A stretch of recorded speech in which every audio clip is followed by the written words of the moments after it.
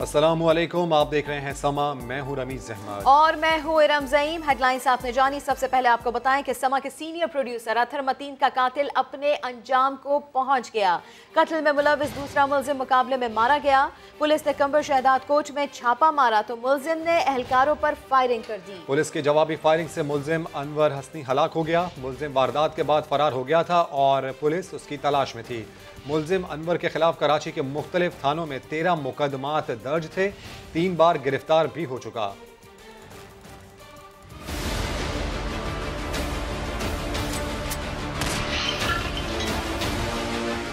समा के शहीद सीनियर प्रोड्यूसर अथर मतीन के कत्ल का मरकजी मुलजिम अपने अंजाम को पहुंच गया। पुलिस के मुताबिक 18 फरवरी की सुबह डकैती के दौरान अथर मतीन पर फायरिंग करने वाला अनवर बरोही था, जो वारदात के बाद सिंध के जिला कंबर शहदाद कोट फरार हो गया था।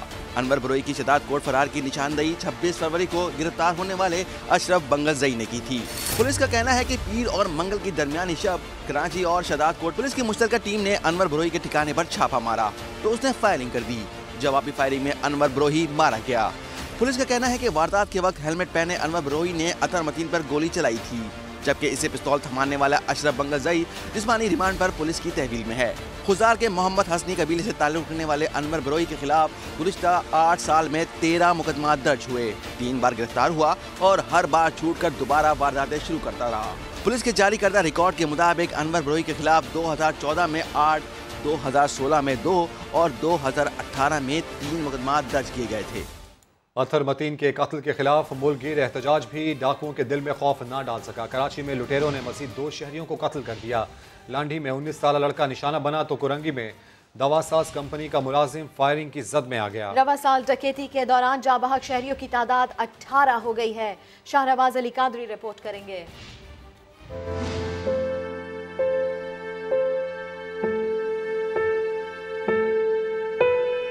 ये है 19 साला उस्मान, जो लांढी में घर से निकला तो कॉलेज जाने के लिए था, मगर पुलिस से बेखौफ डाकुओं ने उसे कॉलेज पहुंचने की मोहलत ही नहीं दी। बाप को नहीं मालूम था कि जिस बेटे से नाश्ते पर बातें हुई थी, चंद घंटे बाद उसकी लाश घर पहुंचेगी। मैं तो नाश्ता कर रहा था, मेरे से कल पापा नाश्ता करो, मैंने कर ले बेटा नाश्ता। मैं चला गया ड्यूटी, तो वापस वहाँ पहुँचा तो वहाँ से फोन आया कि ऐसी गोली लग गई इसके। दोस्त का कहना है कि वो साथ कॉलेज जाने के लिए अपने घर पर ही उस्मान का इंतजार कर रहा था। मैं घर पे कॉलेज के लिए रेडी हो रहा था, बाहर फायर की आवाज़ आई तो मैंने गेट खोल के देखा तो ये भागता हुआ आया, मेरे गेट का आगे लेट गया।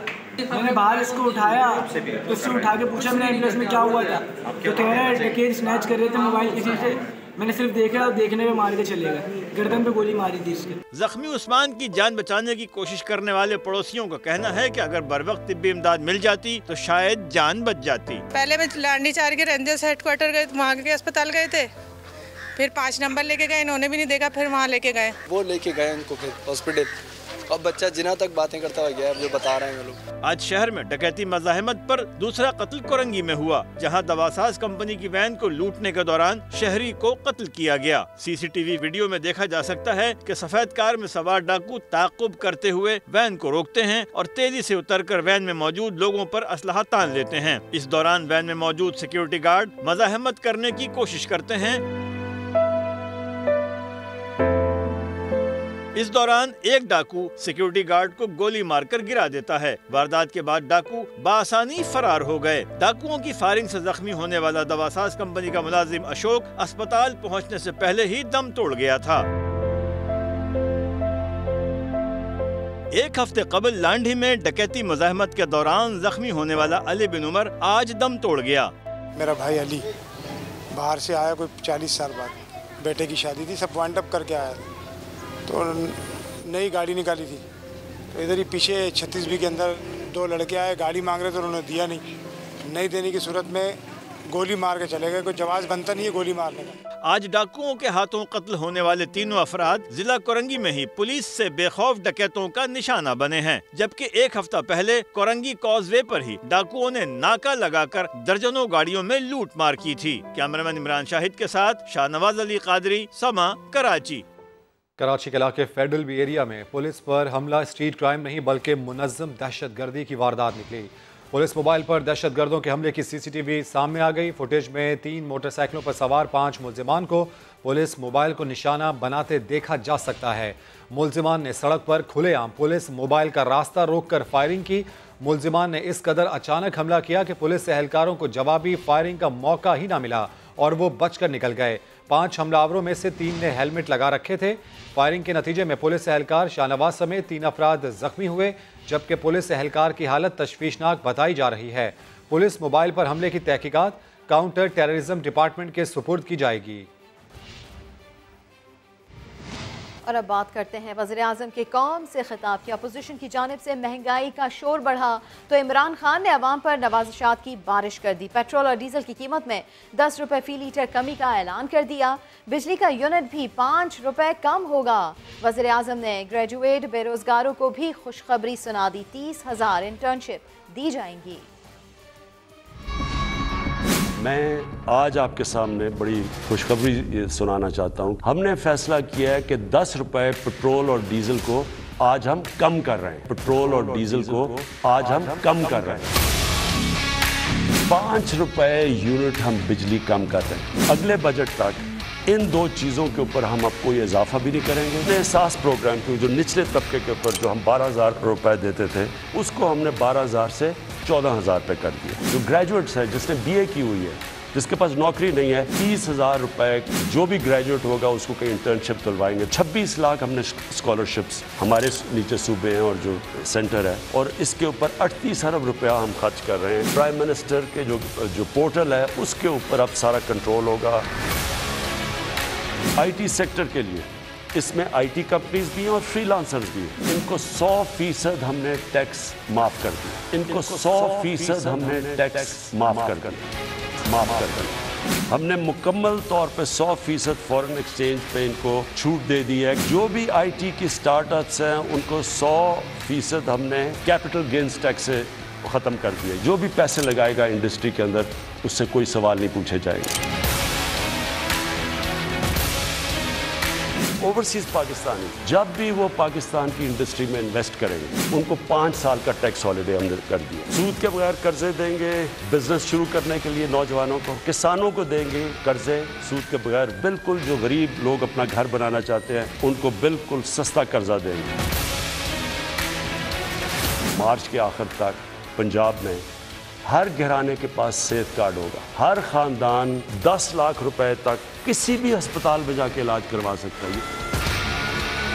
मुश्किल वक्त से निकल के आज पाकिस्तान सही रास्ते पर निकल चुका है। वज़ीर-ए-आज़म के ऐलान के बाद पेट्रोल और डीजल की कीमतें 10-10 रुपये फ़ी लीटर कम कर दी गई। मिट्टी के तेल और लाइट डीजल की कीमतों में भी कमी का नोटिफिकेशन जारी कर दिया गया।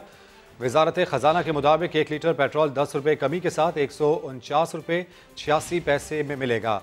हाई स्पीड डीजल की कीमत 144 रुपये 15 पैसे हो गई।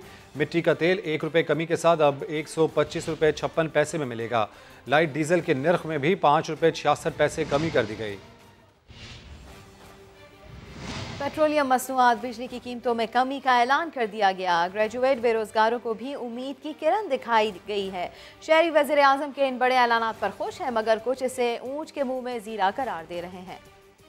सुबह बढ़ा दी और 10 रुपये कम कर दी, फायदा क्या है? तो ये एक अच्छा इनिशिएटिव गवर्नमेंट का, लेकिन ख्याल करना चाहिए कि जो बाइक वाले हैं या गरीब लोगों के लिए तो अभी भी बहुत मुश्किल है। 10 रुपये में तो कोई फर्क नहीं पड़ता, जब ज्यादा बढ़ता है तो 25-30 रुपये बढ़ जाता है। मार मार के अगर एक कतरा जो है वो पानी का मुंह में डाल दिया है तो जो इतनी मार पड़ी है उसकी दर्दें कब खत्म होंगी? 3 सालों में पहली मरतबा हुकूमत ने ये अच्छा इकदाम किया है। बहुत खुशी की खबर है हमारे लिए कि पेट्रोल सस्ता हो गया। इनको पता था कि लॉन्ग मार्च होना है और उसी हवाले से इन्होंने पहले इसको बढ़ाया है और उतना भी कम नहीं किया जितना इन्होंने बढ़ाया था। हम एक्सपेक्ट तो 30-40 रुपये पर लीटर कर रहे थे।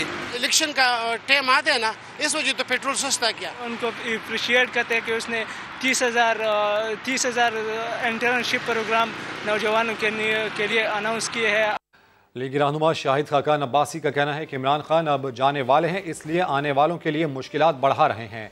हुकूमत कौमी असम्बली का अजलास इस डर से नहीं बुला रही कि तहरीक अदम एतमाद ना आ जाए, मगर इसका हल भी हमारे पास है। गैर आइनी तौर पर लाई गई हुकूमत आइनी तरीके से जाएगी। नवाज शरीफ अपनी वतन वापसी की टाइमिंग का फैसला खुद करेंगे। इमरान खान को पता है कि वो तो जाने वाला है और अब ये खराबी पैदा करके जो भी अगली हुकूमत आएगी उसके लिए मुश्किलात पैदा कर रहा है। हुकूमत कौमी असम्बली का इजलास नहीं बुला सकती क्योंकि उसको पता है कि जिस दिन इजलास बुलाया जाएगा अदम एतमाद की तहरीक आ जाएगी, लेकिन इसके भी हाल आईन में मौजूद है और वो हाल इस्तेमाल किए जाएंगे। एक हुकूमत जो गैर आईनी तरीके से आई थी इंशाअल्लाह आईनी तरीके से घर जाएगी। तो आदमी घर जा रहा हो जिसने 4 साल हुकूमत में इस मुल्क को सवाए मुश्किलात के कुछ न दिया हो, जब अवाम में जाएगा तो उसको पता चलेगा और इसलिए मुरझाए हुए आज सारे वज़रा भी आपको मुरझाए हुए नजर आते हैं। ये फैसला काफ लीग का है, इक़्तिदार का साथ देना है या अवाम के साथ जाना है, ये फैसला उन्होंने करना है और तमाम इत्तेहादियों के लिए भी आज यही चैलेंज है। तो आज वक्त है उनके पास कि इस हुकूमत का साथ छोड़े। नवाज शरीफ साहब इलाज करवाने गए हैं, इलाज करवा कर आएंगे। जल्द आने का फैसला वो खुद कर सकते हैं, ना मैं कर सकता हूँ ना आप कर सकते हैं। जियालो के पंडाल में वज़ीर आज़म का मशहूर जुमला घबराना नहीं है गूंज उठा। बिलावल भुट्टो नवाब शाह में लॉन्ग मार्च से खिताब कर रहे थे। पेट्रोल की कीमत में कमी का क्रेडिट लिया, कहा जियालो को मुबारक हो, हमारी एक दिन की मेहनत रंग ले आई।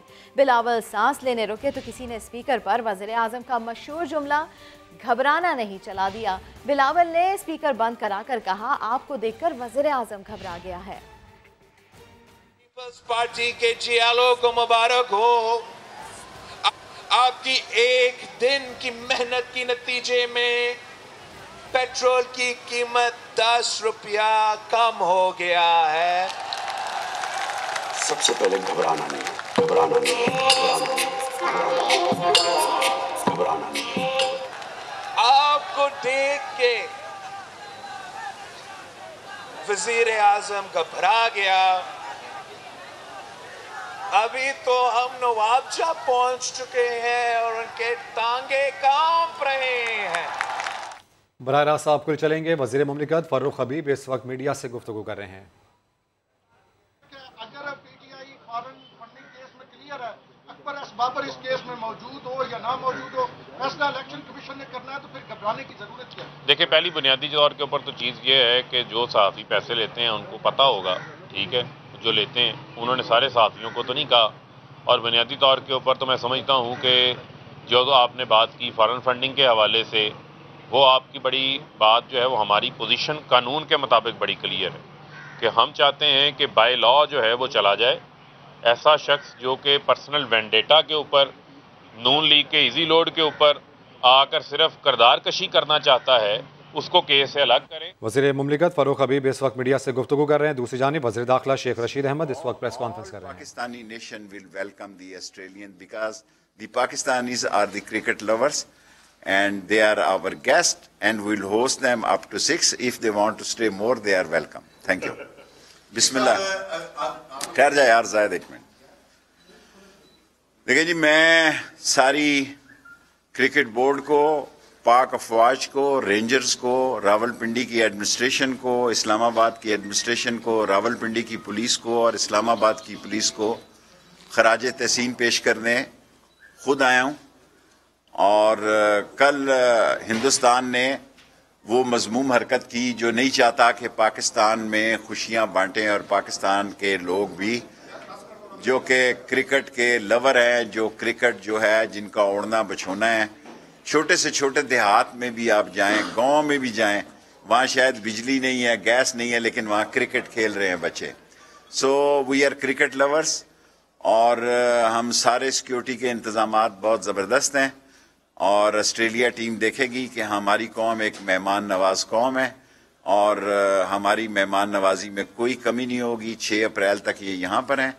सो आज मैं खुद इंतजामात देखने यहाँ आया हूँ और सारी पंजाब गवर्नमेंट भी और सेंटर भी। और बड़ी खबर मैं ये कह सकता हूँ कि वज़ीर आज़म साहब ने हदायत की है हमें फौरी तौर पर CDA को कि इमीडिएटली एक स्टेडियम जो है, cricket stadium with 5 star hotel Islamabad में बनाया जाए, जिसकी जगह भी उन्होंने हदायत की है कि इस जगह बनाया जाए ताकि जो आमदो रफ्त में लोगों को तकलीफ होती है सिक्योरिटी की वजह से वो ना हो।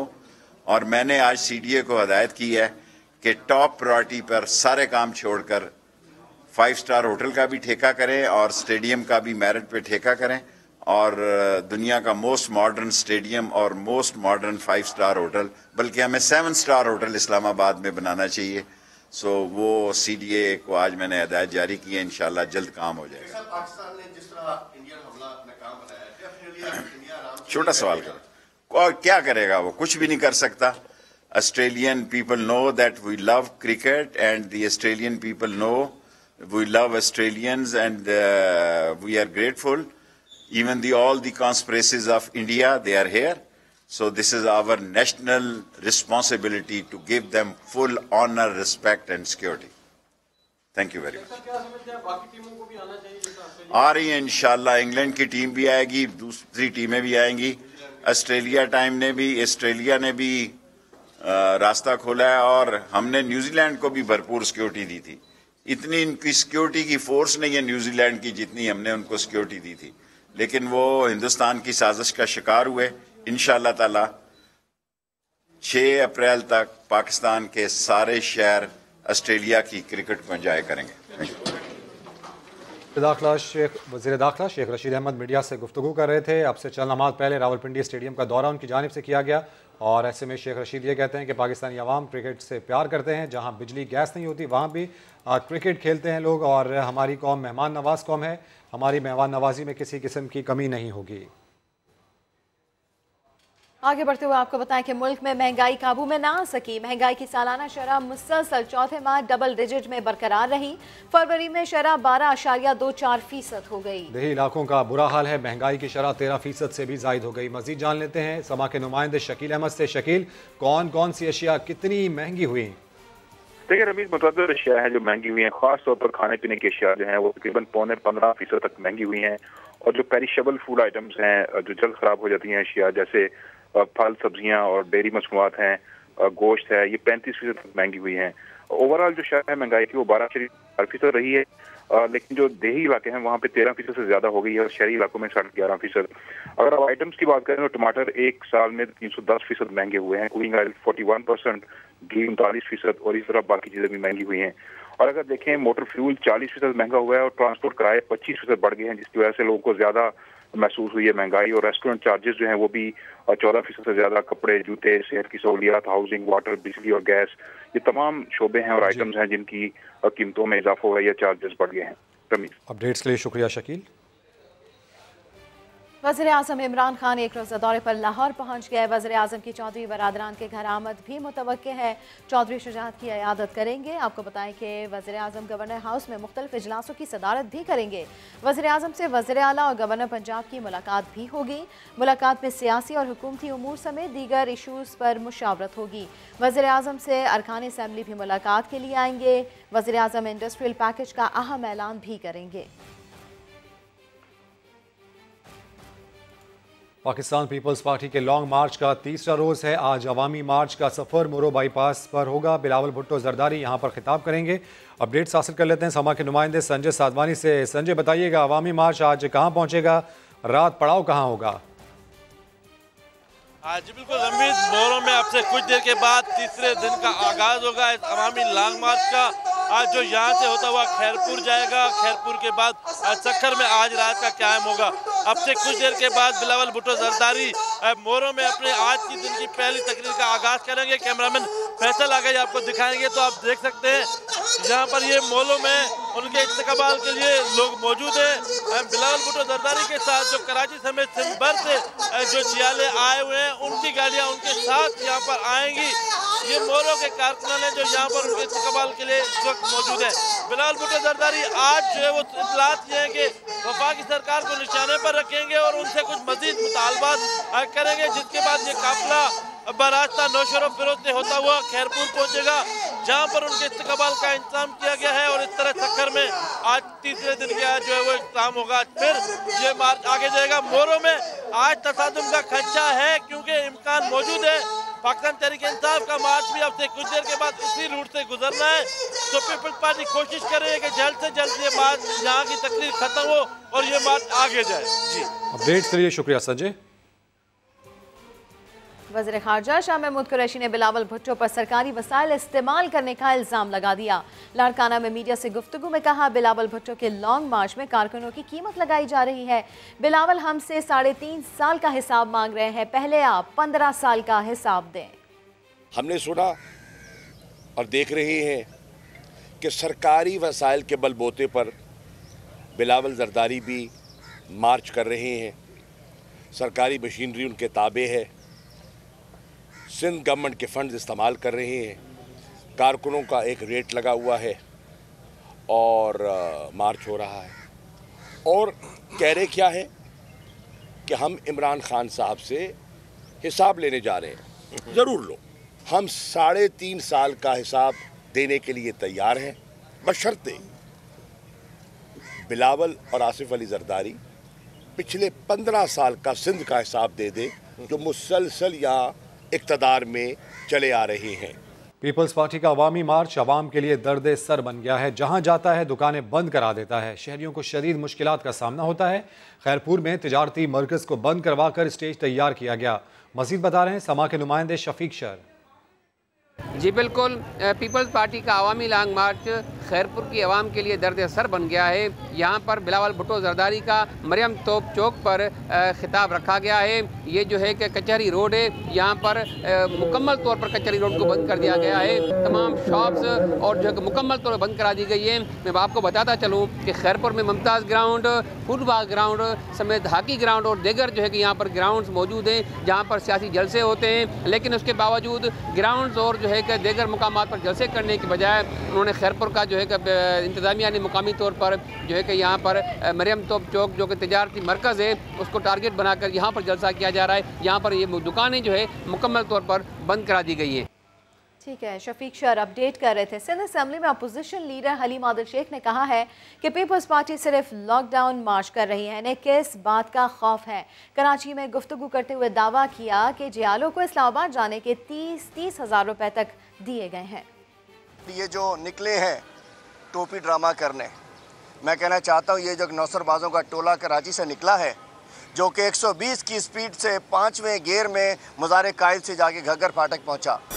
खौफ है हर शहर में जाके, हटो जियो या मरो, हटो बचो, जरदारी आ रहा है, जाली भुट्टो आ रहा है, ठट्ठा गए दुकानें बंद, टंडो सजावल में दुकानें बंद, बदीन में दुकानें बंद, टंडो मोहम्मद खान में दुकानें बंद, हैदराबाद में लॉकडाउन। ये लॉकडाउन मार्च कैसा? लोग वो हैं जो इकट्ठे किए गए हैं। इस्लामाबाद तक पहुंचने के 30 हज़ार रुपये, एक नंबर वर्कर को 30 हज़ार, जो बेचारा थोड़ा गरीब वर्कर है उसको 10 हज़ार, बीच में कमीशन चली गई। जलसे में आने के 1000 और 500 रुपये।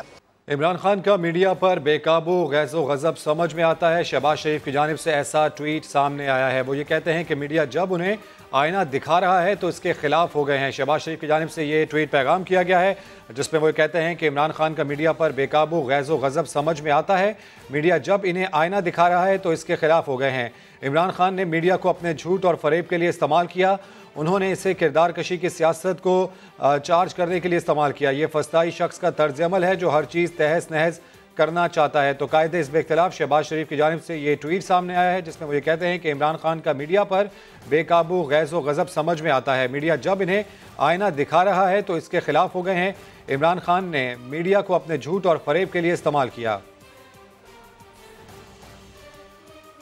चौधरी शुजात और सिराजुल हक की मुलाकात का दिलचस्प पहलू समा सामने ले आया। मुलाकात में जमात इस्लामी के एक रहनुमा ने चौधरी परवेज़ इलाही की शेरवानी का तस्करा छेड़ते हुए चौधरी शुजात से पूछा, क्या आप परवेज़ इलाही को वज़ीर आला की शेरवानी पहना रहे हैं?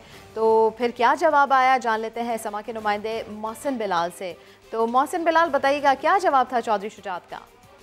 जी बिल्कुल, जब जमात के एक ज़िम्मेदार ने साबिक़ वज़ीर-ए-आज़म चौधरी शुजात हुसैन को मुखातिब करते हुए कहा कि क्या आप स्पीकर पंजाब असेंबली चौधरी परवेज़ इलाही को वज़ीर आला पंजाब की शेरवानी पहनवा रहे हैं, तो जिस पर पहले तो चौधरी शुजात हुसैन हल्का सा मुस्कुराए और इस सवाल में दिलचस्पी शो की। तो उसके दोबारा बाद राय बताते हैं कि जमात इस्लामी के ज़िम्मेदार ने फिर सवाल किया कि क्या चौधरी परवेज़ इलाही की बतौर वज़ीर आला पंजाब शेरवानी तैयार है, जिस पर चौधरी शुजात हुसैन का कहना था कि मामला तय हुआ तो शेरवानी जो है वो फौरी तौर पर तैयार हो जाएगी। ताहम PTI और जो नून लीग है वो नहीं चाहते कि चौधरी परवेज इलाही वज़ीर आला पंजाब बने, क्योंकि जो काफ लीग के मेंबरान दोनों जमातों में गए हैं वो फिर दोबारा काफ लीग में मुलाकात हुई। बहुत शुक्रिया मोहसिन बिलाल आपका। वज़ीर इत्तलात फवाद चौधरी इस वक्त लाहौर में मीडिया से गुफ्तगू कर रहे हैं। जिसको हम अंग्रेजी में कहते हैं, हमने पाकिस्तान की मईशत को सही किया। हमने बहुत बड़ा शुक्रगुजार हैं हम सऊदी अरेबिया के, चाइना के, यूएई के, जिन्होंने उस मुश्किल वक्त में हमें ये अपनी ग्रेशियस इमदाद जो है वो दी और हम पाकिस्तान को बैंक क्रप्सी से बचा सके। उसके बाद अगला मरहला ये था कि वज़ीर आज़म का जो कॉन्सेप्ट था सोशल वेलफेयर का, उसमें हमने गरीब तरीन जो आबादी थी उसकी प्रोटेक्शन के लिए प्रोग्राम लेके आए। एहसास का प्रोग्राम हमने शुरू किया और ये प्रोग्राम अभी शुरू ही कर रहे थे तो कोरोना आ गया और कोरोना ने हमारी जो माशी तौर के ऊपर जो पाकिस्तान की स्टेबिलिटी थी उसको बहुत नुकसान पहुंचा। लेकिन अल्लाह का शुक्र है कि पाकिस्तान उन चंद मुल्कों में है जिन्होंने कोरोना का बहुत बेहतरी से मुकाबला किया, बहुत अच्छे तरीके से मुकाबला किया और आज इकोनॉमिस्ट कहता है कि पाकिस्तान दुनिया में उन 3 मुल्कों में शामिल है जहां पे नॉर्मल लाइफ बहाल हो सकी कोरोना के बाद सबसे तेज़ी से जिन 3 मुल्कों में पोस्ट कोरोना नॉर्मल लाइफ बहाल हुई उनमें पाकिस्तान शामिल है। और ये भी वज़ीर-ए-आज़म इमरान खान की क़यादत और PTI की एक जदोजहद थी जिससे हम इस पर काबू पा सके, इतनी बड़ी बला पर काबू पा सके। ये मामला हुआ तो अफ़गानिस्तान का मामला आ गया। अफ़गानिस्तान में जो कुछ हुआ उसका भी मुआशी दबाव जो है वो हमें लेना पड़ा और उसके बाद कोरोना के बाद जो एक आलमी मंडी में कीमतें ऊपर गईं वो भी सारी हमारे सामने थी। लेकिन इस सारे अमल के दौरान पाकिस्तान में हमने इंटरनल जो इक़दामात लिए उसके नतीजे में पाकिस्तान में कंस्ट्रक्शन इंडस्ट्री बूम पे गई। हमने टेक्सटाइल इंडस्ट्री जो है उसको बहाल किया। $21 बिलियन के ऊपर इस वक्त हमारी कंस्ट्रक्शन टेक्सटाइल इंडस्ट्री की एक्सपोर्ट्स गई जो पाकिस्तान की तारीख का हिस्सा है। और यहाँ पर अगर मैं शुक्रिया ना अदा करूँ ओवरसीज़ पाकिस्तानीज़ का, जिन्होंने अब इस साल हमें उम्मीद है 31 अरब, पिछले साल $29 अरब पे अभी हम पहुँच चुके हैं, इस साल हमें उम्मीद है $31 अरब जो ओवरसीज़ पाकिस्तानीज़ हैं उन्होंने पाकिस्तान भेजे और ये उसकी वजह से हमें एक सहारा मिल सका और हम ये इक़दामात जो हैं वो ले सके। ओवरसीज़ पाकिस्तानीज़ की, पाकिस्तान की इंडस्ट्री की, पाकिस्तान की कंस्ट्रक्शन की शानदार कारकर्दगी को फिर सप्लीमेंट किया पाकिस्तान की एग्रीकल्चर ने, जहाँ पर 5 बड़ी फसलें जो हैं उनकी हमने ज़बरदस्त बम्पर क्रॉप किया। गंदम, रिकॉर्ड गंदम पैदा हुई, चावल, रिकॉर्ड चावल पैदा हुआ, गन्ना, रिकॉर्ड चावल गन्ना जो है वो पैदा हुआ। और इस साल मैं आपको बताऊं कि गन्ने का यानी शुगर का जो टैक्स है इस वक्त वो 40% ज़्यादा है पिछले साल से। तो आप अंदाज़ा लगा सकते हैं कि कितनी इसमें ग्रोथ हुई। हमें फिर मौका मिला कि हम इस ग्रोथ से, ये जो पाकिस्तान के अंदर तरक्की हुई, अब हम मिडिल क्लास को रिलीफ दे सकें। और कल अल्हम्दुलिल्लाह जो वज़ीर-ए-आज़म ने जिस पैकेज का अनाउंस किया है उसके नतीजे में पाकिस्तान की जो सफ़ेद पोश क्लास है, पहले हमने उनको सेहत कार्ड दिया, मेडिकल का तमाम ख़र्चा हुकूमत ने अपने ज़िम्मे लिया और उसके बाद कल हमने तेल और बिजली की कीमतों में एक ऐसे वक्त में जब पूरी दुनिया में कीमतें ऊपर जा रही थी यूक्रेन और रूस की लड़ाई की वजह से, हमने वो कीमतें जो हैं वो नीचे लेके आए। अब आज का जो इंडस्ट्रियल पैकेज है ये भी बुनियादी तौर के ऊपर हमारी जो मिडिल क्लास है उसको इसका फ़ायदा होगा, क्योंकि इसके नतीजे में नौकरियां बढ़ेंगी, इसके नतीजे में इंडस्ट्री एक्सपेंड होगी। और पाकिस्तान में जो शख्स BA पास है इस वक्त, ग्रेजुएट है, उसको 30,000 रुपया गवर्नमेंट ऑफ पाकिस्तान जो है वो वजीफ़ा दे रही है, इंटर्नशिप दे रही है घर बैठे हुए, ताकि वो, और फिर इसके साथ हम उनको लोन्स लेके आ रहे हैं उनके लिए कि वो अपने कारोबार शुरू कर सकें। सो जितनी बड़ी एक मैं समझता हूँ कि समाजी वेलफेयर का प्रोग्राम पाकिस्तान तहरीक इंसाफ की हुकूमत ने शुरू किया है, जितना बड़ा प्रोग्राम हम लेके आए हैं, ये अनमैचेबल है, इसका कोई मैच जो है वो अब नहीं है। बुग़्ज़ मुआविया में अगर कुछ लोग जो हैं ये बातें शुरू कर दें और हर वक्त एक PTI के ख़िलाफ़ एक तहरीक जो है वो शुरू रखी जाए और एक गुफ्तगू रखी जाए, तो उनकी अपनी मर्ज़ी है। ये लोग अपने हसद में खुद ही जल के बिल्कुल जो है वो खाक हो जाएंगे। लेकिन हम इंशाल्लाह पाकिस्तान की आवाम को ये बताना चाहते हैं, इमरान खान आपके दुख को समझते हैं, आपके दर्द को समझते हैं, और इंशाल्लाह ताला इमरान खान की हुकूमत पाकिस्तान के मिडिल क्लास की, पाकिस्तान के गरीब लोगों के लिए हमेशा खड़ी होगी और पाकिस्तान इंशाल्लाह तरक्की के मनाजिल तय करेगा।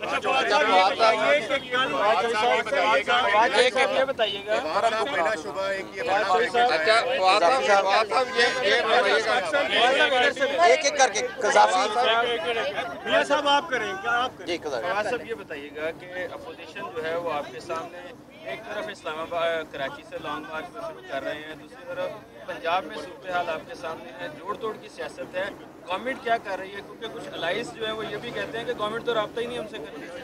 नहीं, अलाइस के साथ हमारा रब्ता करीबी है। इंशाल्लाह ताला हमारी PMLQ से भी जल्द मुलाकात जो है वो होगी और MKM से भी जल्द मुलाकात जो है वो होगी। इससे पहले इंशाल्लाह PMLN के कुछ दोस्तों से भी रब्ता हुआ है, पीपल्स पार्टी के कुछ दोस्तों से भी रब्ता हुआ है जो तंग हैं अपनी लीडरशिप से, और हमें एक पूरी, अभी तक तो हमने कुछ किया ही नहीं है। अभी तो ये लॉन्ग मार्च में हल्कान हो रहे हैं, हम चाह रहे हैं ये पहले हल्कान हो जाएं, भाग दौड़ कर लें, फिर इंशाल्लाह इनको। और आपने देखा ही है कल भी 100 सुनार की 1 लोहार की होती है, ये तहरीक में भी इंशाल्लाह 100 सुनार की और 1 लोहार की होगी। ऐसे ये बता दें ये लॉन्ग मार्च का नतीजा है। बिलाशुबा एक बड़ा रिलीफ पैकेज दिया है प्राइम मिनिस्टर ने। वज़ीर इत्तलात फवाद चौधरी इस वक्त लाहौर में मीडिया से गुफ्तगू कर रहे हैं। सऊदी अरब में हरमैन शरीफैन इंतजामिया की जानिब से पहली मरतबा बैतुल्लाह शरीफ के दाखिली दरवाज़ों पर QR कोड लगाने का फैसला किया है।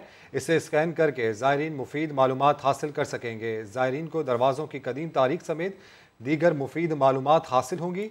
इसके अलावा सऊदी अरब के बानी अल-मालिक अब्दुल अजीज़ अल सऊद की जानिब से हरमैन शरीफैन के हवाले से की जाने वाली खिदमात के हवाले से भी मालूमात फराहम होंगी। ब्रेक के बाद हाजिर होंगे हेडलाइंस के साथ। देखते रहिए समा।